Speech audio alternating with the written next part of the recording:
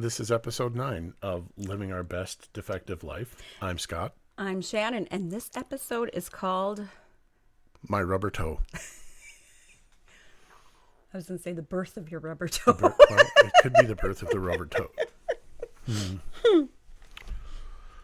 So it's either the rubber toe, the birth of your rubber toe, my rubber toe, or why you shouldn't leave things on the kitchen floor.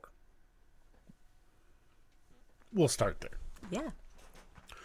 So, total another weird medical mystery. At some point, I think in 2018. It was 2018. Mm-hmm. Either one of the kids dropped something on the kitchen floor or something like that, and it chipped it a little bit. And, I have some mobility issues, so I don't always pick my feet up. I'm supposed to wear shoes, but I hate wearing shoes, especially in the house, just because I am weird. He gets too hot. Well, that's part of it. So there was this little raised area of the flooring, and I caught my toe on it and peeled some skin off. It got infected. And it just kept getting worse and worse and worse. And worse. We had stuff to help with wounds because he's had other little wounds on his feet at different times, or his problems, hands. Feet things. And that we had gone to wound care for, and, they give us good stuff, antibiotic stuff, So I showed my doctor, and my doctor said, okay, I need to send you to wound care because this is out of hand. Okay, I get it. Yep, I agree. So I go to wound care, and they treat me for a couple weeks, and at times I was going every other day, trying to get this thing taken care of. It's just not cooperating. Eventually, I wind up going, instead of to our local facility, to a city about an hour and a half away to see them, and they wound up putting casts on my leg to offload pressure from this wound area. Mm-hmm. The kids thought that was great because they each got to pick. Yeah, every week he went for a new cast, and they got to pick colors all the time. So that was the best great. one was the pink one, and then he let his daughter paint his toenails. Yep, I think there's pictures of that somewhere. So yeah, that was, if we can find the pictures, I'll slide them in here. That was great, and it would not get better. It wouldn't. So now we're about 6 months into this, if I remember right. And it did start to heal where they didn't think you needed the casts on there. Right, but it just wouldn't get better. Yeah. It just kept being an open wound on the bottom of my foot, which I don't know if you know this. Your foot gets lots of nasty stuff on it. And it's not like I was with the open wound walking around my house barefoot with nothing on it. I was doing the things I was supposed to do. It just wasn't getting better. So where was I going? I don't know. I lost my train of thought. It's getting worse. So I'm introduced to a surgeon, a podiatrist, proper. And she looks at my foot and she says, given your history and given the medical weirdness around you, I really only see, 2 ways forward. It's we amputate your foot, which probably isn't the best plan, or we go in and do a surgery and clean this all out and get down to good, viable tissue and go from there. And she said, given that you're, like 12 years old and not 84, we're going to try and save your foot.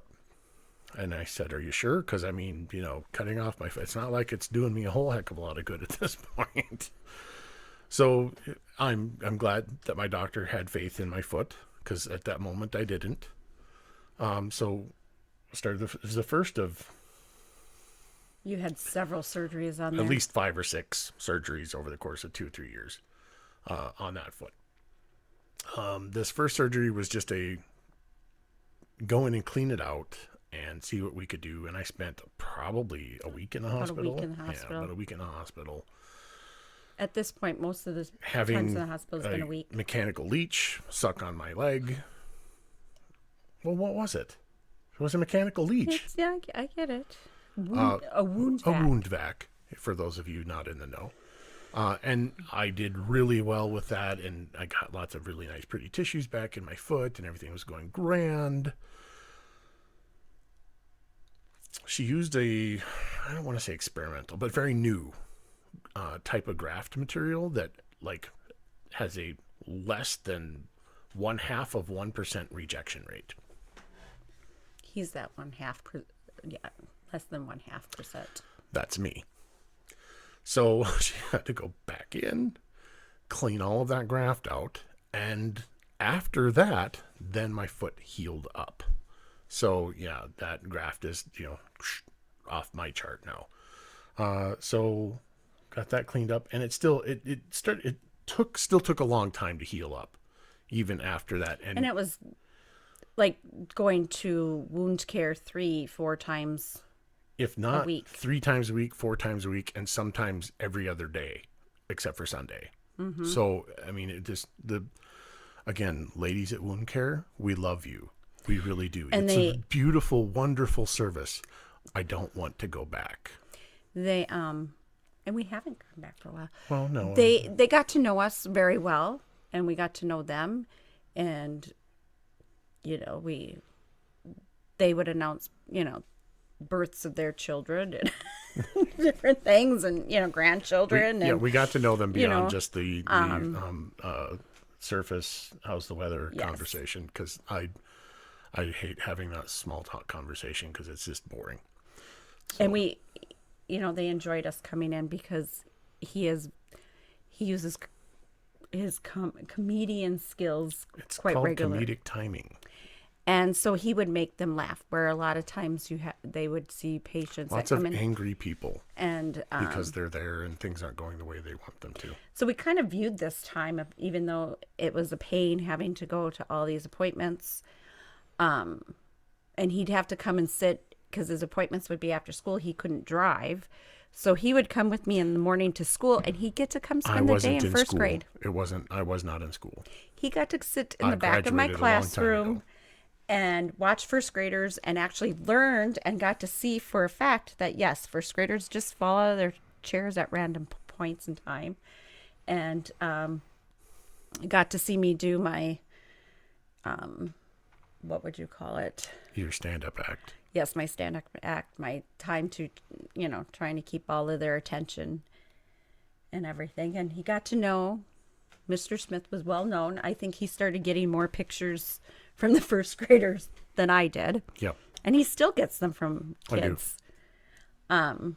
So, and then we'd go to wound care afterwards.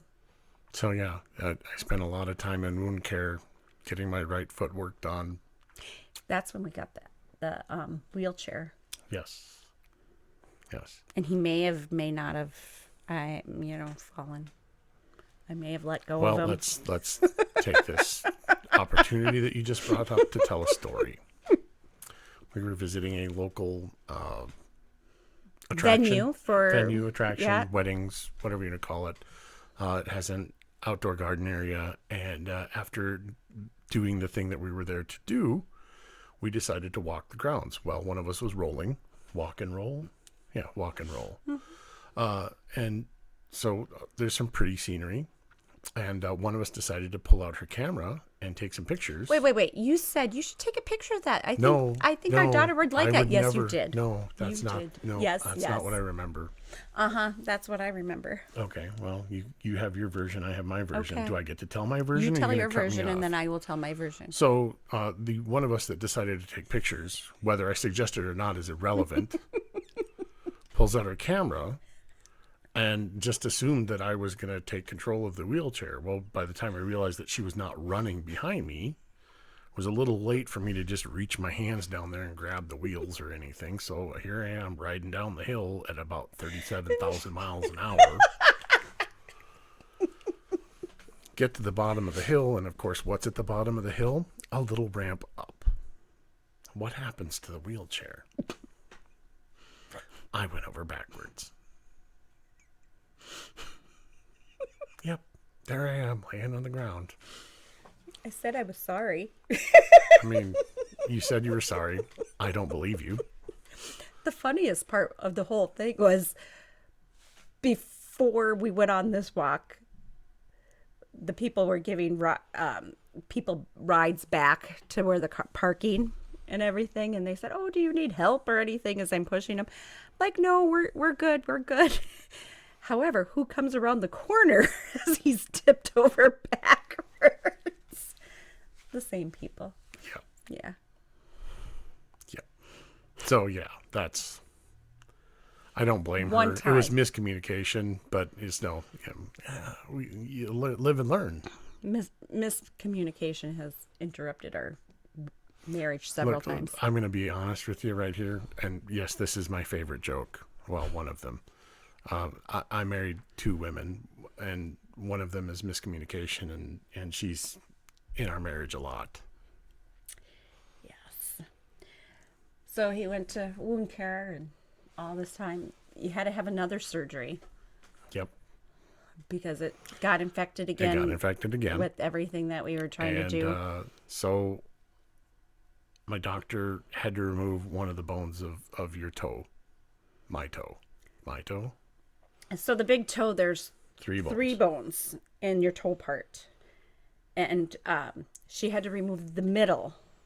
So he still has the top bone that just kind of... No, it's the 2 bones out at the end are still there. It's the one that's between the tarsal and the... Yeah, one... Well, yeah. Tarsal? Is that a tarsal? I don't know. The toe and foot bones. He has some bones that float, and then a missing bone, and then I have a rubber toe. Is a long way to say I have a rubber toe. I mean, it's not really rubber. It just acts like rubber. It doesn't really do anything. It's vestigial almost. Yeah, but you still have your toe because your doctor is amazing and was able to save your foot. It doesn't move. It just sits there and stares at me, but it's still a toe. Yeah. So, yeah. On that note. Yeah, I think that, that's how you got your rubber toe. Pretty well covers the rubber. It's a rough one. Pretty well covers the rubber toe. Yes. Living our best defective life with our rubber toes. I'm Shannon. I'm Scott. Have a great life.